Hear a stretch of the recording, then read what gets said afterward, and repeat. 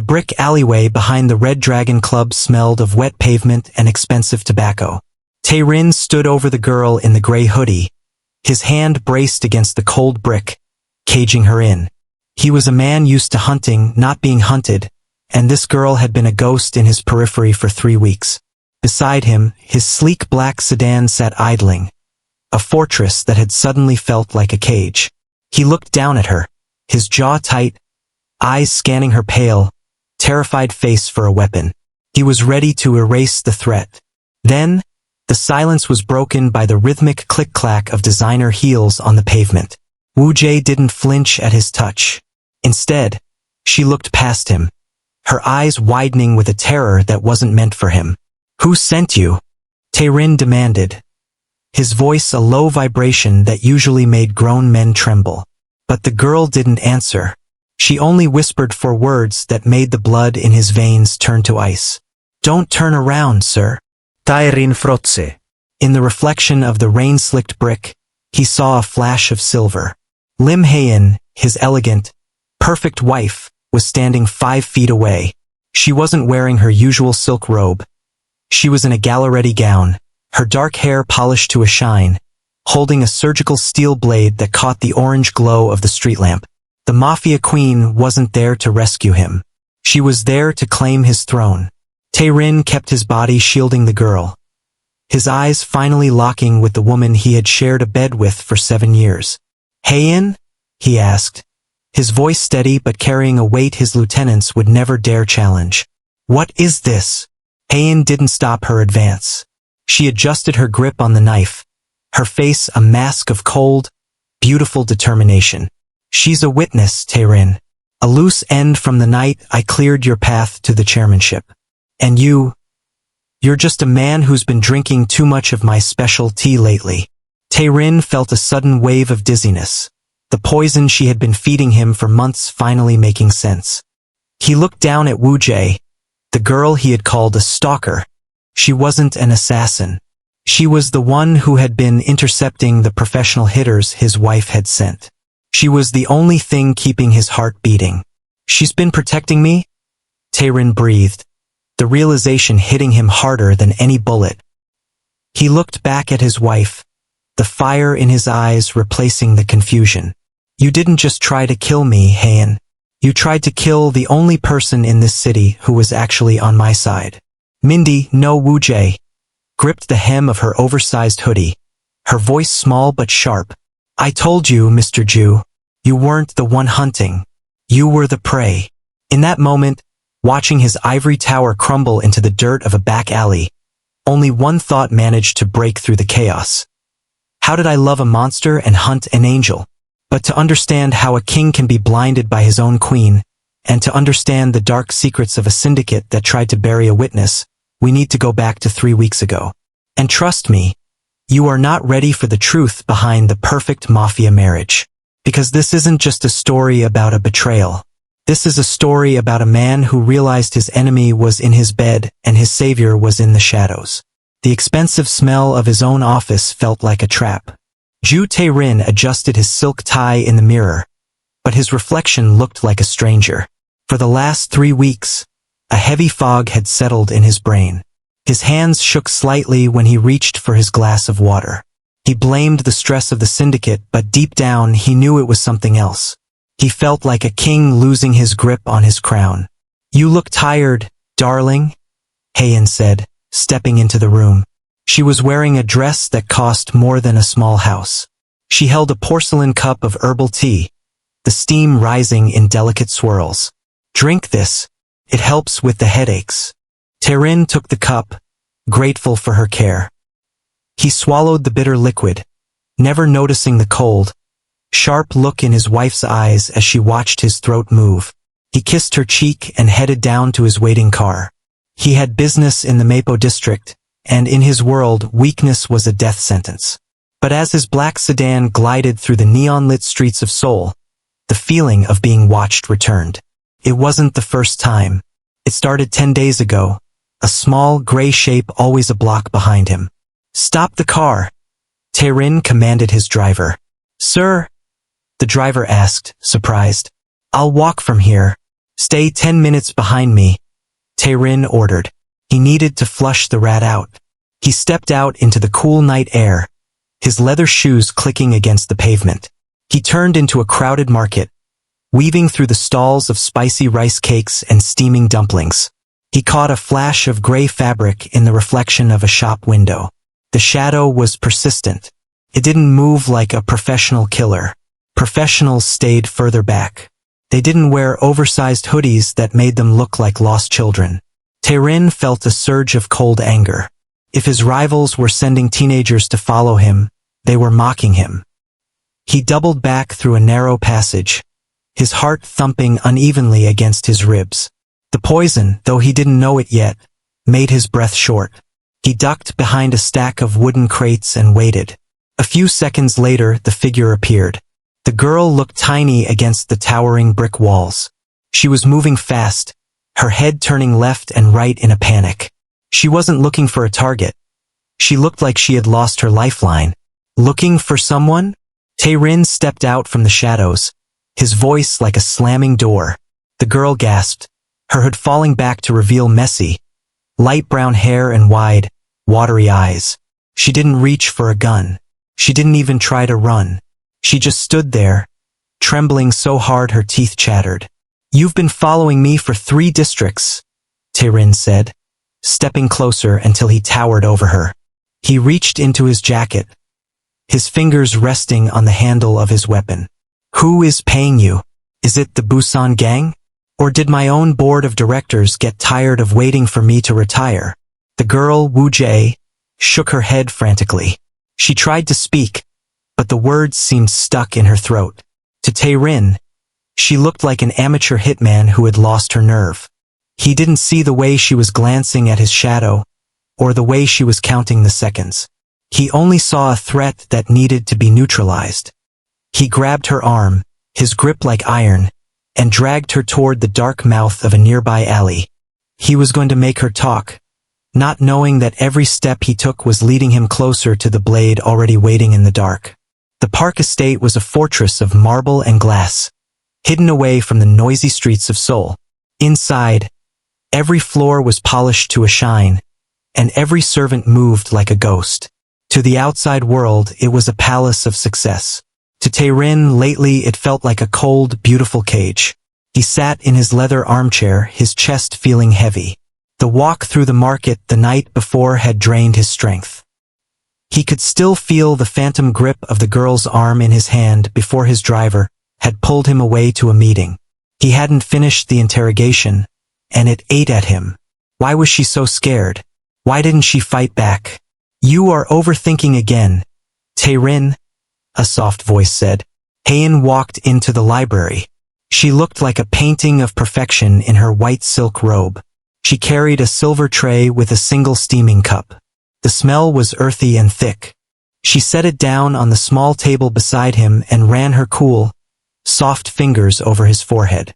Her touch was gentle, but her eyes were as flat and unreadable as a frozen lake. "Drink," she whispered. "It's the special blend from the doctor. It's supposed to help with the shortness of breath." Taerin looked at the tea. "I feel weaker every time I take this, Haein. My head feels like it's filled with cotton." Haein didn't blink. She sat on the arm of his chair, just like she did during board meetings when she wanted to show the world they were a power couple. She picked up the spoon and stirred the liquid slowly. Clink, clink, clink. The sound was like a clock ticking down. "That is just the toxins leaving your body," she said with a small, sweet smile that didn't reach her eyes. "The doctor said the recovery would be hard. You have worked too long for the syndicate. Your body is finally telling you to rest. Don't you trust me?" Taerin looked into her beautiful face. He had trusted her with his life for years. She was the woman who had stood by him when he took over the family. He took the cup and drank. The liquid was bitter, coating his tongue with a metallic aftertaste. Almost immediately, his vision blurred at the edges. His heart, which had been racing, slowed down to a dull, heavy thud. Haein watched him. She didn't look worried. She looked like a scientist watching an experiment. When Taerin's head laved back against the cushion, she didn't call for a doctor. She simply reached out and took his phone from the table. She checked his call logs and saw the missed calls from his lieutenants. She deleted them one by one. She stood up and walked to the window, looking out at the dark gardens. She pulled out her own phone and sent a short text to an unknown number. The dose is increased. He won't be able to leave the house tomorrow. Prepare the papers for the board. She turned back to look at her husband. He was the most powerful man in the city, but right now he couldn't even lift his hand. Haein smoothed her hair, her expression completely calm. She wasn't just his wife anymore. She was his shadow, waiting for the light to finally go out, so she could take everything he owned. Taerin woke up with a dry mouth and a heavy head. The morning sun through the library windows felt too bright, like needles against his eyes. Haein was gone, likely attending a charity brunch or meeting with the syndicate's lawyers to help with his workload. He tried to stand, but his knees felt like jelly. As he braced himself against the armchair, his hand brushed against the pocket of his suit jacket. Something was inside, something hard and cold that hadn't been there before. He pulled it out. It wasn't his expensive, gold-plated smartphone. It was a cheap, plastic burner phone with a cracked screen. His mind flashed back to the alleyway and the girl in the gray hoodie. He remembered the moment he had grabbed her arm. She must have slipped this into his pocket while he was busy threatening her. His heart gave a strange, jagged thump. He turned the device over. There was only one file saved on the home screen. It was an audio recording labeled with last night's date. With trembling fingers, Taerin pressed play. At first, there was only the sound of wind and the distant hum of traffic. Then, a voice spoke. It was a voice he knew better than his own. It was the voice that whispered, "I love you," every night before he fell into a drugged sleep. "Is the sniper ready?" Haein's voice sounded different on the recording. It wasn't soft or sweet. It was as sharp as a razor. "Yes, ma'am," a man replied. "But the girl is still in the way. She keeps intercepting our couriers. She's making it hard to get a clear shot at the chairman." "Then kill her too," Haein snapped. There was no hesitation in her tone. "Taerin is already half dead from the tea. The board is ready to vote me in as the new head of the park group. I want him gone by Friday. If the girl tries to stop you again, bury her in the same hole as my husband." The recording cut off with a harsh click. Taerin sat in total silence. The world felt like it was tilting on its axis. The tea he had just finished felt like lead in his stomach. He looked at the empty porcelain cup on the tray. He wasn't just sick. He was being erased. His wife, his partner, his perfect queen was the one pulling the trigger. He looked at the cheap burner phone in his palm. The girl he had hunted like an animal was the only person trying to keep him alive. She wasn't a stalker. She was a shield. Taerin stood up, ignoring the dizziness that threatened to pull him back down. He didn't head for his office or his bodyguards. He knew now that his house was full of enemies. He grabbed a plain black coat and slipped out the back entrance of the estate. He had to find the girl in the gray hoodie before Haein's men found her first. For the first time in his life, the great mafia boss was running, not to capture a victim, but to find the ghost who held his only chance at survival. Taerin walked down the grand hallway of his home. His heart was beating fast, not just from the poison, but from the fear that his entire world was a lie. He reached the heavy double doors of the security room. Usually, the sight of his men in black suits made him feel safe. Today, they looked like hungry wolves. "Open the door," Taerin said. He tried to make his voice sound strong, like the boss they used to fear. The two guards at the door didn't move. They didn't bow. One of them, a man named Minho who had worked for Taerin for 5 years, just looked at him with a cold face. He didn't even take his hands out of his pockets. "The chairman's wife said you were to stay in the library, sir," Minho said. His voice was flat. "She said you are too sick to be walking around." Taerin felt a chill run down his spine. "I am the head of this family. I don't take orders from my wife.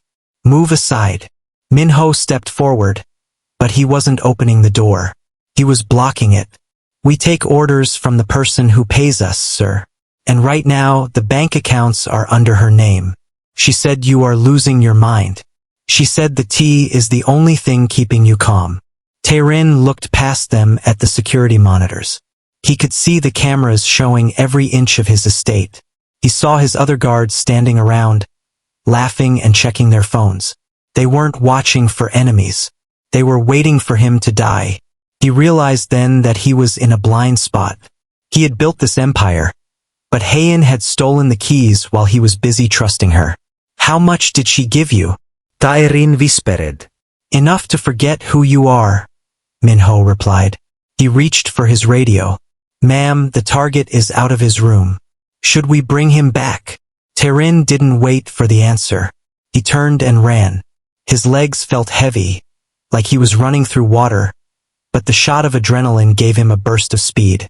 He didn't go toward the front gate. He knew the snipers would be watching. He headed for the servants' entrance near the kitchen. He could hear the heavy boots of his own security team behind him. The very men he had trained were now hunting him through his own halls. He burst through the kitchen, startling a cook who was preparing another pot of the bitter tea. Taerin didn't stop. He pushed through the back door and into the gray mist of the morning gardens. He was alone. No guards, no drivers, no loyal friends. He had millions of dollars in the bank, but he couldn't buy a single second of safety. He climbed over the stone wall at the edge of the property, his hands bleeding from the sharp rocks.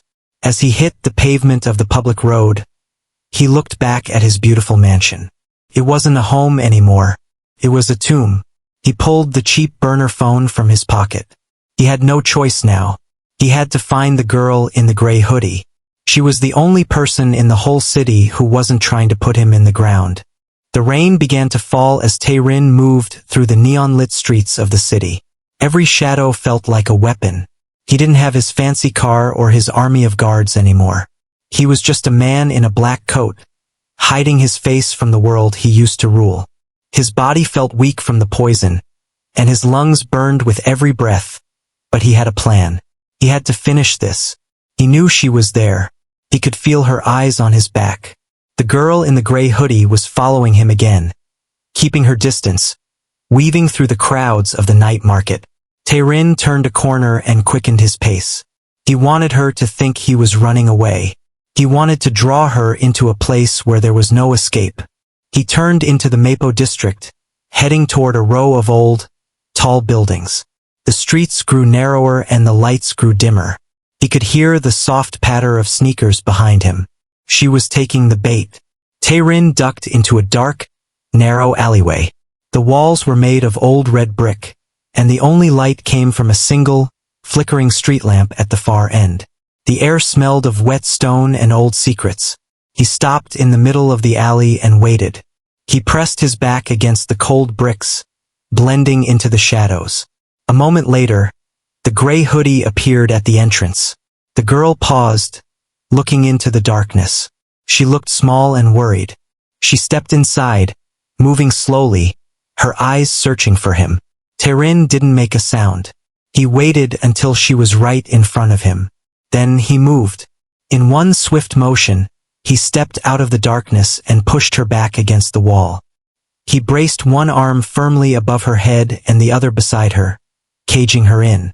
The girl gasped, her back hitting the bricks with a dull thud. Her hood fell back, showing her pale face and wide, frightened eyes. "Why are you following me?" Taerin growled. His voice was low and dangerous. He looked down at her, his jaw tight.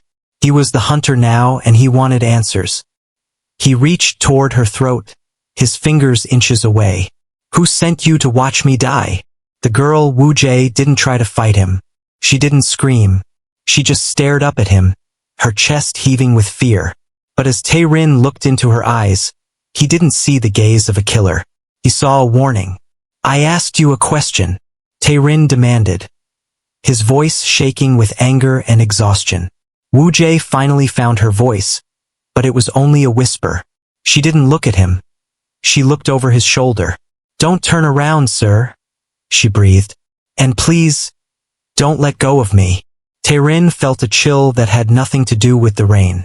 In the reflection of a puddle at his feet, he saw a shape moving at the mouth of the alley. A woman in a silver skirt was stepping into the light, a long knife shining in her hand. The hunt wasn't over. It was just beginning. The sound of the rain was suddenly drowned out by the steady click, click, click of heels on the wet brick. Taerin didn't move. He kept his body pressed against Wu Jae, shielding her. In the reflection of the rain-slicked wall, he watched the silhouette of his wife approach. She looked like she was walking a red carpet, not a filthy alleyway. You always did have a soft spot for the weak, Taerin, Haein said. Her voice was musical and light, making the situation even more terrifying. Taerin turned his head just enough to see her. She stood under the flickering street lamp. Her silver skirt shimmered like fish scales, and her dark hair was pinned back perfectly. In her right hand, she gripped a long, thin blade. It was a surgical knife meant for clean, deep cuts. Haein, Taerin said, his voice raspy. The guards. The tea. It was all you. Of course it was me. She laughed, and the sound was as cold as ice. Did you really think I married you for love? You were a ladder, Taerin. You were the brute force I needed to climb to the top. But now you're old, you're slow, and you're starting to grow a conscience. That makes you useless to me. She took a step closer, the knife catching the orange light. Wu Jae trembled against Taerin's chest, her small hands grabbing the fabric of his coat. I built this empire. Taerin roared, but a sudden sharp pain in his stomach made him stumble. The poison was peaking. And I am going to be the one to rule it, Haein replied. She looked at the blade in her hand with a smile. The board already thinks you've had a mental breakdown. Tomorrow, the news will say you were killed in a tragic mugging in a bad neighborhood. A sad end for a great man. And this little shadow of yours? She'll be the one they blame. Taerin looked at his wife and realized he had never truly known her. For 7 years, he had shared a home with a shark. She didn't want a husband. She wanted a throne. She had been waiting for him to get sick, waiting for him to lower his guard. I won't let you touch her, Taerin whispered, forcing himself to stand tall even though his vision was swimming. Haein raised the knife, her eyes turning into dark slits. You can barely stand, Taerin. How do you plan to stop me? You're just a ghost in a suit. It's time to let go of the crown. She lunged forward, the silver blade cutting through the air. Taerin didn't have a gun, and he didn't have his strength, but he had the one thing Haein didn't expect. A reason to fight that was bigger than himself. Haein moved like a snake. The silver blade slashed through the air, catching the sleeve of Taerin's coat. He pushed Wu Jae behind him, using his heavy body as a shield. He was dizzy and his heart felt like it was skipping beats, but he grabbed Haein's wrist just before the knife could reach his throat. You were always too slow, Haein hissed. She kicked his shin, her heel digging into his bone. Taerin groaned, his grip loosening. Suddenly, Wu Jae didn't just hide. She reached into her oversized hoodie and pulled out a heavy metal flashlight. Before Haein could strike again, Wu Jae swung it with all her might, hitting the knife out of Haein's hand. The blade clattered onto the wet bricks. You little rat, Haein screamed. She lunged for the knife, but Taerin tackled her, pinning her against a stack of wooden crates. Why? Taerin gasped, looking at Wu Jae. Why are you doing this for me? I'm the man who took everything from you. Wu Jae stood under the flickering street lamp, her hood completely down now. Tears mixed with the rain on her face. You don't remember, do you? 8 years ago, the warehouse fire in Incheon. My father was the watchman. You told your men to burn the building for the insurance money, but you didn't know he was inside. Taerin frotse. The memory hit him like a physical blow. It was one of his biggest regrets, a mistake from his younger, more reckless days. He had tried to send money to the family anonymously, but he never knew if it reached them. I hated you for a long time, Wu Jae said, her voice shaking. I followed you because I wanted to see you suffer. But then I saw her. I saw her putting powder in your tea. I saw her meeting with the men who killed my father. She didn't just want the money. She enjoyed the pain. My father died because of your mistake, but he was a good man. He always said that even a bad person deserves a chance to be better. Hayan laughed from under Tae-rin's grip. How touching. A daughter protecting her father's killer. You're both pathetic. Woo-jae looked straight at Tae-rin. I'm not saving you because I like you, Mr. Ju. I'm saving you because if you die now, she wins. And if she wins, more people like my father will die. I am evening the debt. Your life for his. After tonight, we are even. Tae-rin looked at the girl. She had every reason to let him die, yet she was the only one standing in the way of a monster. He felt a surge of strength he hadn't felt in weeks. It wasn't the strength of a mafia boss, but the strength of a man who finally had a reason to seek forgiveness. He looked down at Hayan, his eyes turning hard. The debt is high, Hayan, and it's time for you to pay yours. Tae-rin stared at Hayan, his hand still tight on her wrist. The poison in his blood made his head spin, but his mind was finally clear. He realized that a man who rules through fear is always alone, but a man who seeks the truth can find allies in the strangest places. You think I'm finished? Tae-rin whispered, his voice gaining strength. I built the park group. I know every secret corner and every hidden switch.